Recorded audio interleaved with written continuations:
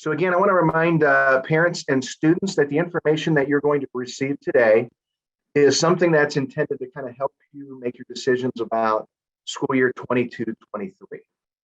So be thinking a little bit more like a college kid in that the semester or the beginning of the year actually starts with summer.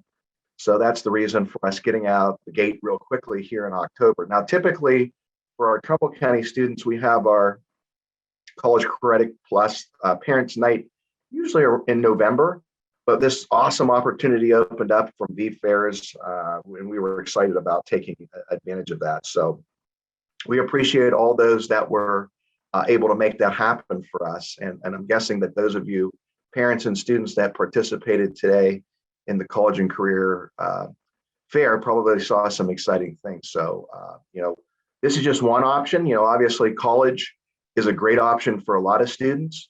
Starting college as a high schooler is not for everyone, but it is for some students. So we want to make sure to give you guys the best information we can. And as part of the session today, the presenters will give you information specific about their schools. But if you have more need for information about any one of the schools, I would recommend contacting your local school counselor or talking to representatives from those schools directly. And we have those representatives on this sheet here today. Filling in for Patrick Carbon is Sarah Fletcher today.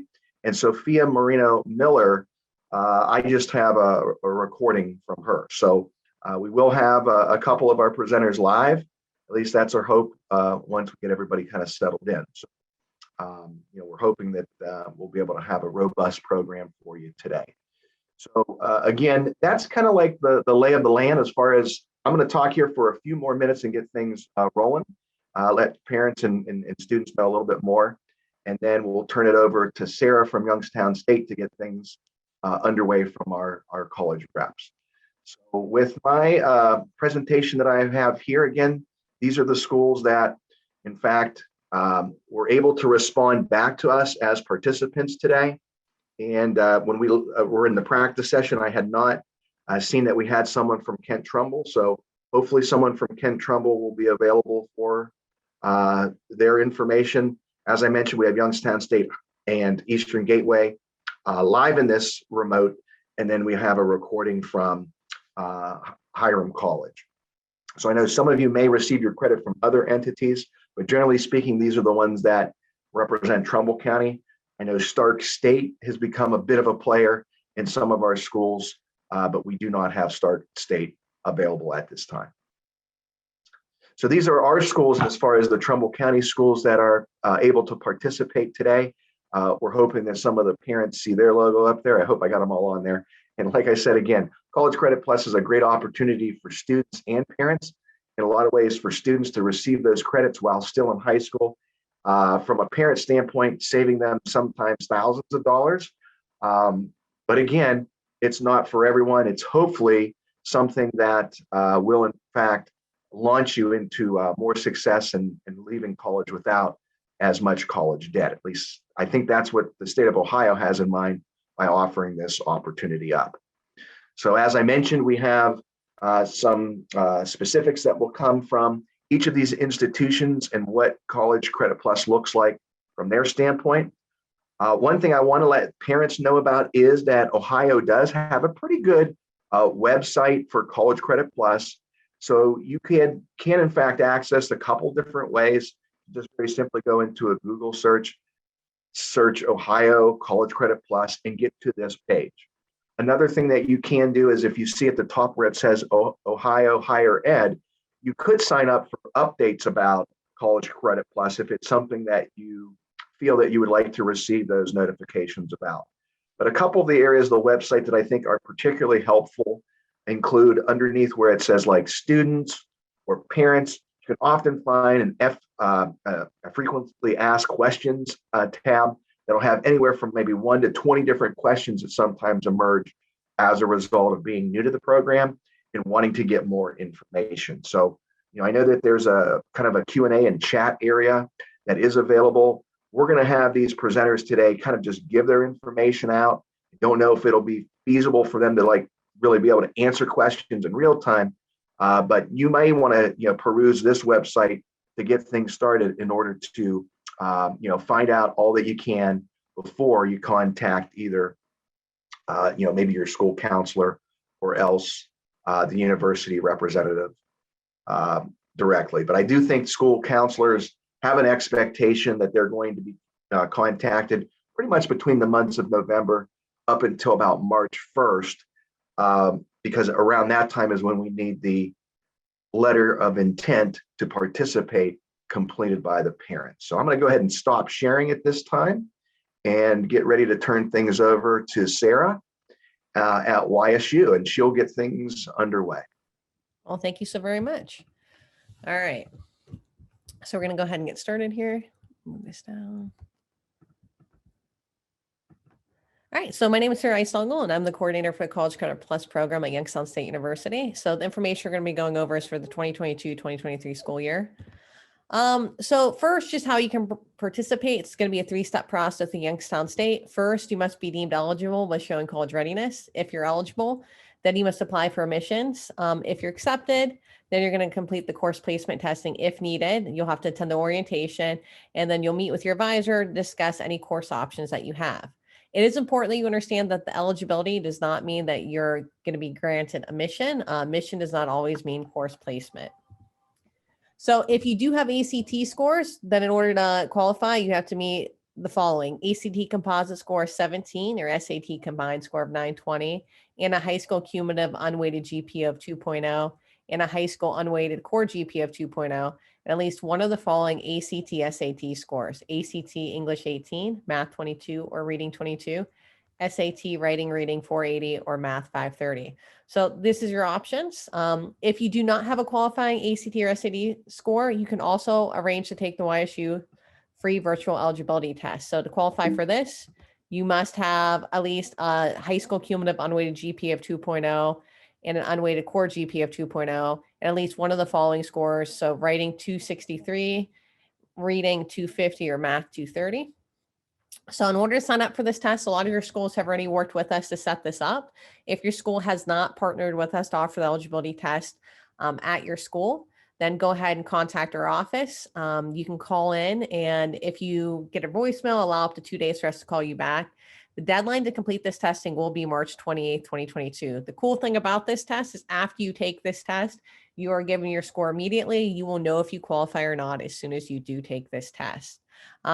Also, though, just be sure to understand that just because you take the eligibility test does not mean that you're completing the application for CCP. The application is something separate you have to do in addition to that eligibility test. So if you do qualify and are deemed eligible, you have to apply to YSU. So like I said, we're scheduling a lot of the application days also with your school. So it's kind of nice. A lot of schools have already reached out about the eligibility testing and the application day. So if your school schedules one with us, they'll send home the paperwork for the parents to sign. If none is scheduled, you can just go ahead and check out our website. We'll be posting all this information in January that you can go ahead and fill out the application yourself.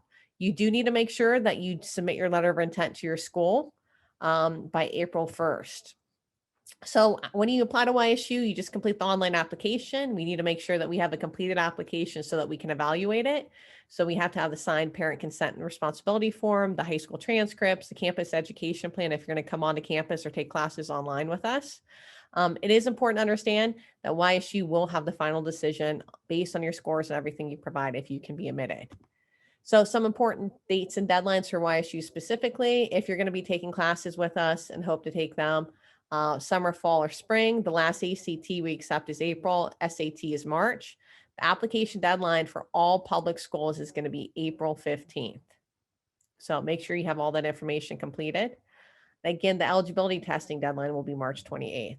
So after you've applied, if you are accepted, we will send you an acceptance packet home. It will have your YSU ID. It'll go through an enrollment checklist that talks to you about the next steps. Please make sure you keep this packet in a safe place. You're going to need to make sure that you can log in and access your YSU account, because all additional information after you've been accepted is only going to be sent to your YSU email account. So anything regarding placement testing, anything regarding the orientation will be sent to your YSU account. So as a reminder, though, admission does not guarantee course placement, and the requirements will vary by course. So just based on the different requirements, some examples: writing 1 will require an ACT English 18, literature does not. Our math courses require qualifying ALEX placement test scores unless your math ACT score is 27 or higher. So anybody who qualifies for courses via the eligibility test will have to undergo placement testing. Some science courses require an ACT math score. They do not use the ACT science scores for some of the course placements or a qualifying ALEX math placement score. So we do have a full list of our course catalog that you can go ahead and check out. You can take any of those courses as long as you meet the prerequisites for any of them and it's not deemed an excluded class. We will accept updated ACT, SAT scores and use the highest scores regardless of test date after you've already been accepted. So make sure that you send all this to our office.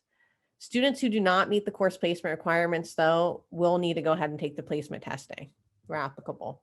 So priority course placement testing deadlines for summer is going to be April 21st, fall is going to be June 28th, and spring is going to be October 30th. So if you do not take the placement test for these deadlines, then you cannot be guaranteed that you'll be able to have the scores in time to register for classes. So we really do encourage you to take these placement tests early on and make sure you monitor your YSU email account. So again, I cannot stress this enough. That's going to be the only place we'll be allowed to contact you. After you're in, we'll meet with you if you're planning on taking classes online or on campus. It's a one-part orientation, then you have a second part later on. We go through the whole process with you. If you're planning on taking classes only at your high school, you'll complete the orientation session once for the entire year. A lot of the times we arrange to have that session done with you at your high school. And then if you want to do both, you'll complete the orientation process for students taking classes on campus or online. And then we'll register you for the campus classes. And then we'll also go ahead and we'll register you for the high school-based classes. You'll have to register for any campus-based courses. So if your school is not hosting an orientation session, we will email your YSU account the information on how to go ahead and get that done. So it's a lot of information. I really encourage you to sit down and talk, review the state's presentation, look at the CCP brochure on our website, really take the time to discuss all the possible benefits and consequences of the program. It's a great program, but you know your students best. You know if they're going to be able to benefit from this and put the work in. Sign up for the eligibility testing by the state deadlines. Make sure you submit your letter of intent by April 1st. And make sure you do complete and submit a completed application to YSU by the appropriate deadlines. If you are accepted, make sure you activate and regularly check your YSU email and check any course placement testing deadlines. So, and after that, all you have to do is complete the orientation advisement. So this is a lot of information, but if you have any questions, please feel free to go ahead and reach out to us. Well, thank you, Sarah. We appreciate all that information. And I probably should have mentioned parents and students earlier on. I, in fact, was a College Credit Plus instructor for about 10 years at Maplewood local in Trumbull County. So what Sarah was talking about, and I think it probably goes for all the schools, that checking your email is crucial to getting communications, from the university. And I know that was one of the things that my students had to become accustomed to. And I don't know if the system's the same thing, but they had like a banner ID and they had their own particular YSU oriented email.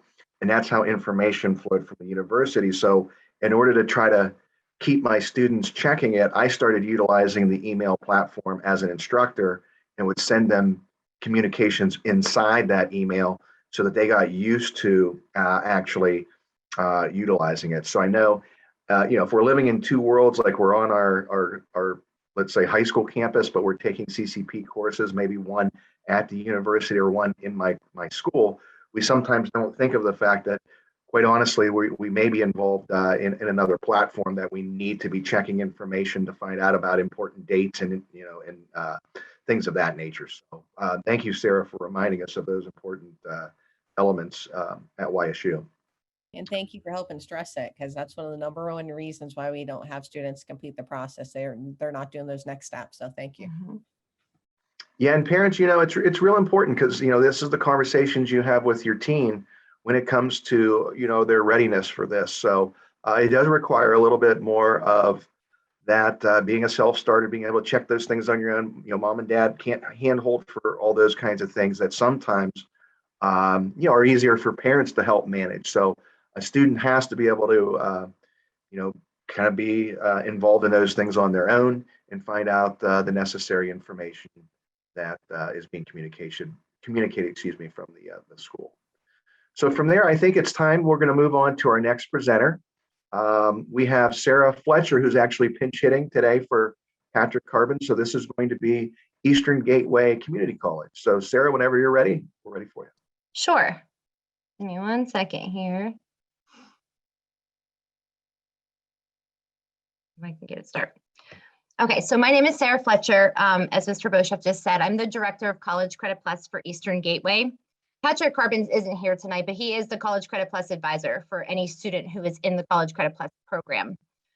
There's about 13 slides. A lot of what YSU has already mentioned is going to be the same thing that I'm going to mention. So I won't be as redundant as I'll try not to be redundant as possible, but we're also going to stress all the same information to you. Step one is just there's an intent to participate form for the state of Ohio that has to be turned in by April 1st of every single year. This doesn't obligate the student to do College Credit Plus, but this also opens the door for the student to do College Credit Plus. So if the student comes, let's say in May or June, they may not be able to do College Credit Plus because they didn't have that intent form in on time. So this is something that's super crucial to make sure that you're turning this in to your high school counselors. Step two is going to be applied to Eastern Gateway. And then you're going to check with your counselors, kind of the same thing Sarah said. We have a lot of partnerships with high schools. So we are there for application days and testing days, advising days, orientation days. So a lot of the stuff is done at the high school. You know, and we also have students that come to us and that's a different process and we can go over that, but that would be done with the advisor and the student, you know, on their own reaching out. And we actually email those students as well to let them know the process. But one of the main things that we like to tell students when they're doing our application is to make sure that they know their social security number and they need a non-parental, non-high school personal email. The reason why we say non-parental is because we want the information going to the student. The second reason for a non-high school email is because once the student graduates from high school, they may not have access to that email any longer. And you want your college records to always follow you. So if you give us at least a personal email, then if you have a Gmail account or a Yahoo account, then that's your personal account where you'll always have that information with you. Step three would be have your high school transcript sent to us. As I said, we work a lot with the counselors. So usually we're there for an application days and then the counselors will give us your transcripts. It shows us a copy of your ACT, SAT scores, your cumulative GPA. If those are not met with regard to high school transcript, GPA, ACT scores, and you need a test, we offer the next generation AccuPlacer. So that's something that we do on the high school campus. The students would not be required to come to our college to do that unless they wanted to on their own. But most of the time, we're actually at the high school campus conducting the testing on site there. So make sure you check with your counselor to see if we have a scheduled testing day yet with your high school. So what scores do I need? Benchmark scores here are the state remediation free scores that you see right here in this yellow box. So the readiness area, your English ready, your reading, and your math. These are the standards. Below that are conditional scores. The state says that if a student has a 3.0 GPA in at least one of these conditional scores, they can be accepted. It doesn't mean you're accepted into every course, but you may be accepted into the institution. If a course has a certain score that you must get or a prerequisite, you would have to follow those guidelines. So what courses can I take? Because we get asked that a lot. The state has implemented a first 15 rule, meaning that students must take level 1 courses that are on an Ohio transfer module or tag courses, which are usually your general education courses, your psych, your soc, your English, maybe a stats course, a history course, a government course. The type of courses that they need to also satisfy their high school graduation requirements, because that's really what the dual credit program is for. Once the student is beyond the first 15 rule, we can do an exploratory advising appointment with the student if that's what they wanted to, if they knew where they were going. For instance, if you know you're going to YSU, we work closely with them. So we will work with them to make sure that what you're taking with us is going to transfer to them or any other college for that matter. So where can I take the courses? As I said, we offer a lot of our courses at the high school. So make sure you're checking with your high school counselor about what's offered there. We also have courses online. We have over 60 level 1 courses available, 100 courses for students to take after they complete the first 15. And those are just available for online. Our student vote in our Youngstown campus, students must be at least 16 years or older to attend on our campus. That's something we want to make sure that we talk to everybody about, because this is open from grades 7 through 12. But unfortunately, we don't want a 7th or 8th grader sitting in the classroom alone. So you have to be at least 16 or older to attend on site. So course registration process, courses at the high school will go directly through the high school counselor, meaning you would be working with your high school counselor. They would send our college the rosters for you. For online or on-campus scheduling, you would make an appointment with your advisor, Patrick Carbon. And this is once you go through the approval process. All of this is emailed to you. So I cannot stress enough that you guys must check your Eastern Gateway student email at all times, at least a few times a week, at least after you apply, because you're going to get everything to that email. Students will have to go through an orientation. This is either done during an appointment when they're registering for something on campus with us or online, or it's done at the high school if the student is taking courses at their high school. Once a student, if they do miss an orientation, we do remove them from classes, because one of the things is we're not going to set them up for failure. So if they don't attend the orientation, we will remove them and have them try again another semester. So we're not shutting it out to them, but we want them to take it seriously and be able to navigate our system properly. So what support do I get? Obviously, your student's going to get academic advising support. They'll always have an advisor. You'll have myself, program directors for certain majors that you will be able to meet with if you get into any of that area. We also offer tuning to all students. We have an Office of Accessibility Services for students who need any type of accommodations. So these are still certain supports you get when you're in college as well as high school. So what are Eastern Gateway's deadlines? For summer 2022, everything must be in and done by May 13th. Fall 2022, July 1st, and then spring 2023, September 30th. These dates are available on our webpage. They're in our handbook, they're in our FAQ sheets, and they're here tonight. So they are out there. Everything is open right now for us for the 22-23 academic year. So we always open October 1st, and we stay open until the next year, pretty much up October 1st. Real quick, we just want to touch base about House Bill 110. Part of the Ohio Revised Code, House Bill 110 was passed with mature subject matter. So you will see, or your student will see, when they are applying to our college, that they will actually have to answer this question. And it's the mature subject matter. Basically letting them know that they're ready. If you go down to the questionnaire, student questionnaire, that they're ready and they acknowledge that they're socially and emotionally mature enough for college. They also have to acknowledge that they accept the responsibility and independence of being a college student. So right there and above, the mature subject matter, that is also on the application with the student questionnaire. So that lets them know that as a college, we're not going to change our subject. So, they're in a sociology course, you may be talking about race or socioeconomic disadvantages. Those are subject matters that will not be changed because a student is in high school. So that is just something that we make sure that you're going to be aware of, and that the state is now making sure that you have to be aware of. So that's just something to make sure you look at. Those resources are on the state's website as well. Real quick here, the role of the parents. I have a child, I understand. So the role of the parents is very big, because we as parents want to help our children as much as we possibly can. And so we on the other side as college administrators, we do understand that. But the role of the parents of college is that you're mentoring your child in the background. So if your student has a question regarding their account or a course, they must be the ones that contact the college. The parent should not be reaching out to get passwords or email addresses or anything regarding a student record, because the educational records roll over to the students regarding that FERPA law that you see down at the bottom there, which is the Family Education and Rights and Privacy Act. So that means that everything rolls to the student, and the student is considered an adult regardless of age. So this is something you're going to want to talk about, because if you're used to doing all of the talking and all of the calling for your student, this is going to be much different. You won't be able to do that.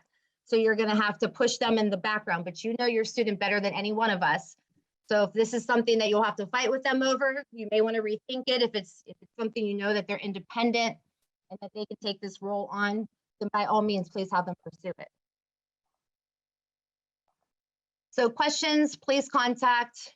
That information's right here. It's on our webpage as well. So if you go to egcc.edu, the third option over says College Credit Plus in real big. If you click on that, it brings you directly to all of our contact information, the recording that we just went over here, as well as our handbook and FAQ sheets. And then you'll also find our phone numbers and email addresses. So if anybody has questions, you can always reach out to myself or Patrick Carbon, and we'd be more than happy to answer those for you. Thank you.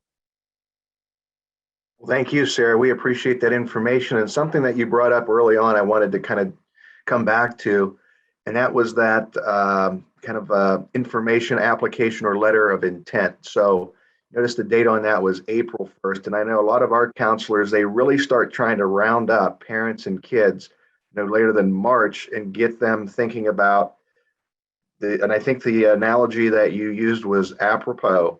Because in one way, if you don't apply, you may not get in. It's a barrier, meaning that if you don't do the letter of intent or the intent information, but the intent information just opens the door. So you don't have to then, if you're not sure and you're having some, let's say, second thoughts, it doesn't commit you. So remember that April 1st is that date set by the state, but you really want to start having a clearer picture of what it is that you intend to have in your school year next year, because that semester is coming right around the corner. And not only that, there's certain requirements that you have to meet. And if those things aren't done and that intent's not been done, that's going to be a barrier. So you're going to be back in your high school for certain then. So thanks for reminding us of that, Sarah. We appreciate that. Yes, no problem. So we're going to go ahead and move on to our next presenter. We have Robert Ridgell from Kent Trumbull, who is going to provide us some information about Kent. And then after that, I do have a recording that was given to me by Sophia, who is from Hiram College. So stay tuned.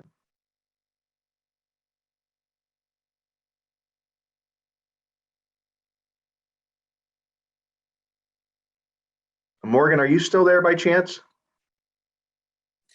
Yes, I am. So I don't know if Robert got in late, but Robert texted me and said he was on participating. So I don't know if you're able to turn him into a panelist or if he's in the wrong link. Let me look at that. Robert Ridgell. Let me see. So Morgan's going to take a quick look at that and see if we can get that rectified. Parents and kids, just kind of stay tight. I think I found the setting. I changed his. He's now. Yep. All right, Robert, I can see you now. So Robert, are you there? Yes, I'm here. All right, so Robert, go ahead and check and see if you can share your screen. You should be good. Yes.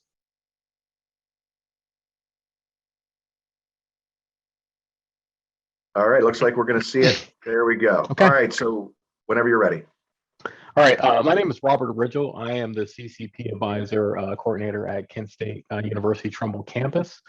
So I'm going to go over some College Credit Plus information for our university and our campus. So the first thing I'm going to go over are our admissions requirements for CCP. Our students have to submit a letter of intent to their high school by April 1st, which was mentioned before by the two previous schools. Also, you have to apply online and submit a CCP application on our website. And the website address is there. Please provide high school transcript and complete a CCP permission form, which you also get on our website. Recommended is a 3.0 or higher GPA for students. Also, we highly recommend you take the ACT or SAT test by February, so we have your scores in time by our deadlines for the application. We recommend a 21 ACT or 1660 SAT or higher. And we also want you to meet our remediation-free standards set by the state of Ohio. Next are our application deadlines. We have 3 enrollment options. We have summer application deadline is April 15th. Fall application deadline, which is probably the most popular deadline, is for fall is June 1st, and our spring application deadline is October 15th. Student requirements after CCP admission. So after you've been admitted to the CCP College Credit Plus program, we do have orientation and advising appointments required for students. For summer students, it's in May. For fall students, we have June, July, and August orientation and advising appointments. Placement assessments are available. If you need to take a placement test in any of those 3 areas, whether it's reading, writing, or math, we do offer that as an option if you don't meet requirements as far as ACT or SAT scores. There is foreign language placement test as well if you are thinking about taking a higher level foreign language. So if you're not wanting to go into our elementary one foreign languages, and you're looking to go into a higher level, there are foreign language placement tests that you can take to score higher. So follow Kent State's policies once you've been admitted and attend classes, and also we want you to maintain a strong GPA. So choosing courses and CCP pathways. Students can choose classes that can lead towards a certificate, associate's, or bachelor degree programs that we offer at our university. Our roadmaps for those degrees and those programs are here on our website, so you can go and take a look at that. Pathways, students are either going to pursue a 15 credit hour pathway or a 30 credit hour pathway, which is for the entire year. We are suggesting courses in composition, humanities, mathematics, social science, and basic science. These are courses you can see at our catalog. These are courses that are going to be transferable to other colleges and universities. When you're taking classes, we want you to research your course options, select courses that will apply towards their certificate or college degree. Know how the course will know what courses will take to apply to attend to your college degree.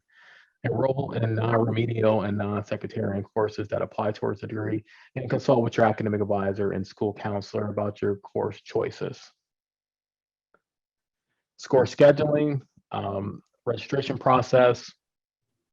We send out information to students and guidance counselors about the registration process. Students will know when they need to make their appointment to schedule their classes each semester. Course selection, we tell students to use our Kent Core. We have a Kent Core list of classes that we recommend for students to take. If there are prerequisites for that course, you must meet that prerequisite in order to take that class. If you need to make scheduling changes, you want to make sure you talk to your school guidance counselor and also talk to your advisor before you do something like that. Midterm and final grades will be available for students to check through their Kent State Flashline accounts.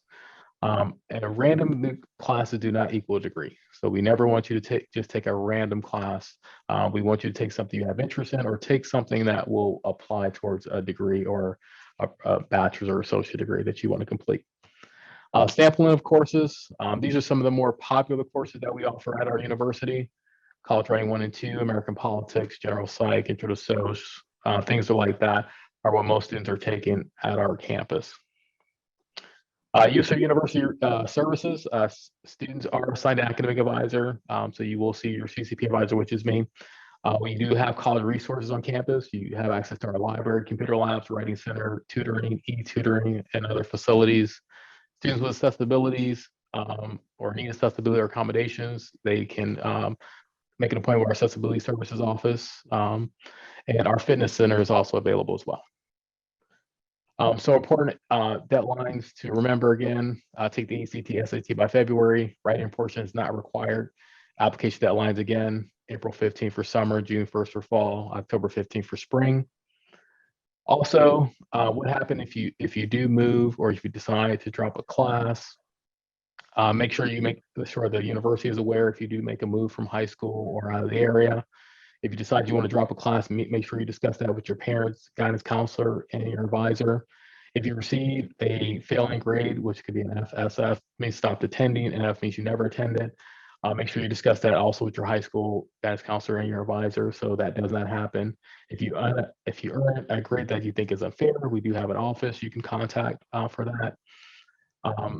If you have an emergency that impacts your attendance at CCP, make sure that we're aware of that. Also, if you as a parent want information on your child, make sure you get FERPA authorization. And there is a link that students can have you complete they give you authorization. So after high school, make sure that if you're applying to colleges in your senior year, that if you have admissions fees, make sure you pay them, but also make sure you get copies of all your transcripts to send to those schools. If you need Kent State transcripts, they are free. We don't charge a fee for those. Consider taking the ACT or SAT again. That could help you. If you get a higher score, it could help you with scholarships. Financial aid will not be impacted if you take CCP, or make sure you talk to financial aid because you have earned so many hours to see how it will affect your financial aid. Oh, sorry, I went too far. You will be treated as a traditional freshman for scholarships at Kent State University and at probably other schools and other colleges and universities. We do require a first-year experience course that you must participate in as an incoming new freshman. And we do have a Destination Kent State scheduling participation program as well. If you need to contact me with any questions, here's my information here, my email address, phone number, and if you need to talk to our admission processor about your application, our email address and phone number here as well as our address. So thank you. Thanks, Robert. We appreciate that information. And I did want to see before, we have three wonderful reps from some great universities available here in the session. Before I turn it over to Hiram College on the recording, we did have a question. It says, my daughter is in 7th grade. Is this something she needs to wait to do, or is she to submit the intent to attend as well? I didn't know if any of the reps wanted to take that on and respond. I know it's been a number of years since I was a classroom teacher, but I do believe there were strings attached, but it could, in fact, be available to someone in 7th grade. So do any of you want to try that? Yeah, I can take that. Thank you, Sarah. No problem. The College Credit Plus program is open from grade 7 through pretty much 11th, 12th. So, if she's going into 7th grade, she can wait if she wants to wait. She could do this every year up until she graduates high school, pretty much from 7th grade on. She still has to meet all of the requirements that the colleges just went over, but the intent form doesn't obligate her. She can fill it out. If she decides she doesn't want to apply and she wants to wait, she could do that, or if she wants to proceed, she could do that as well. 7th graders, we don't recommend them doing a whole bunch of stuff, but maybe starting with one course if they've met the requirements would get them started on the right path. Thanks, Sarah. And I know we did see another question come up. Yeah, this session itself, this intent is for the 22-23 school year. So, I know it seems kind of crazy, here we are at the very, very end of October, and we're talking about next school year, but that's how quickly time will pass. Before you know it, we'll be into February, and kids will be talking about, what am I going to do next year? And those decisions, in some regard need to be kind of firmed up by the time we get to April 1st, at least if we want to get that intent information, application, letter, whatever is required at your particular school. We want those things to be in so that you don't have impediments if the opportunity is something you want to take advantage of. So, all right, I'm going to go ahead and pop up the video and audio track that was provided to us from Hiram College, and this will be shared from Sophia. Hang on here, let me escape out of this. There we go.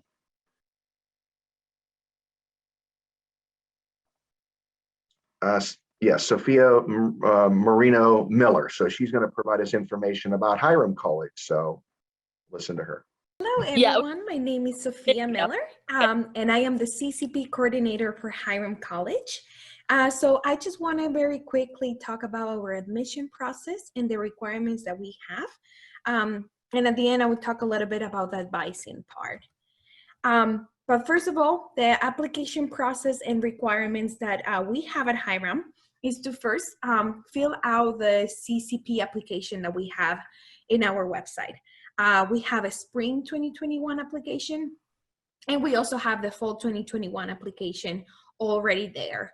It's very quick and simple to create an account and just upload the documents even right there. Then once you submit an application, you'll be able to see what requirements we have. So first, we will need the high school transcripts. It can be an unofficial ones or the official ones. And we also need you to submit your ACT, SAT, any test scores that you have. We do accept the AccuPlacer and the Compass tests as well. We would definitely need those. They haven't made a decision yet what would happen for the fall 2021, but for the spring 2021, we definitely need the test scores.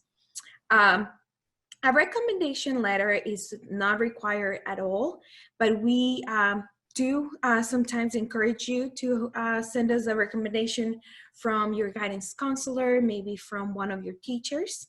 And that can always help, so we can get to know you and know what you're looking for. We also sometimes have prerequisites depending on what courses you're taking. So if you're taking a math course or a foreign language, for example, Spanish 101, you will need to do a placement exam for that class. And the same thing for the math. Also, June 1st is the deadline to apply for the fall 2021 CCP. So make sure you apply for that one. The one for the spring 2021 actually just passed, but you still have until June 1st if you are interested in applying for the fall 2021. Finally, academic advising. So if you want to take classes on our campus or online through Hiram, each CCP student is going to be assigned an advisor. So in this case, it will be me. I will be the person that would help you just choose the classes that you can take that might meet your graduation requirements. And I always like to do like a Zoom advising session so we can go through the whole course offerings that we have for each semester. And we will also need an authorization form from the guidance counselor saying that, okay, they approve those courses, you can go ahead and take them. And also for all the CCP students, as I mentioned earlier, there are cases that you will need to do a placement exam in the math, as an example, or in a foreign language. So that's pretty much, is a very easy, quick, simple process. And if you have any questions, there's my contact information. Please feel free to text me, to call me, or to send me an email, and I'm here to help you guys. So hope to see some of you. Bye-bye. All right, so I'm looking into the chat real quick to see if there's anything else that I can address or any of our panelists can address. And it looks like we're in pretty good shape. So again, I just want to reiterate what all of our reps talked about today, deadlines. So let's make sure that we're kind of on top of that. This is for the 22-23 school year. So think about rounding that corner when we hit January and we're in 2022. And we got our requirements that we need to get shored up, and we need to have that at least preliminary decision, that intent in mind by April 1st. So I'm sure if you reach out to any of these reps that were in the session today, you can get more specific information. And also your school guidance counselor is a tremendous resource and can give you all the specifics of how it works at your local school. Obviously, there's more than one delivery model. So it could be on campus, it could be a facilitator model, or within the classroom itself with your teacher also having those dual credit credentials. So we hope that you guys were able to get information that was beneficial. I hope the entire day was rewarding if you did participate earlier. And I'm going to go ahead and sign out. Morgan, does anyone have anything for the good of the order? It looks like we're all good on the Q&A side as well, Bill, just like you said. And this recording will be sent out to, just like you said, I'll send it out to you guys, and then you can share it with the counselors. That's fantastic. We appreciate that so much. So Perfect. Yeah, for this year, guys, that's our information session, and we hope that you guys have a great year. Take care now.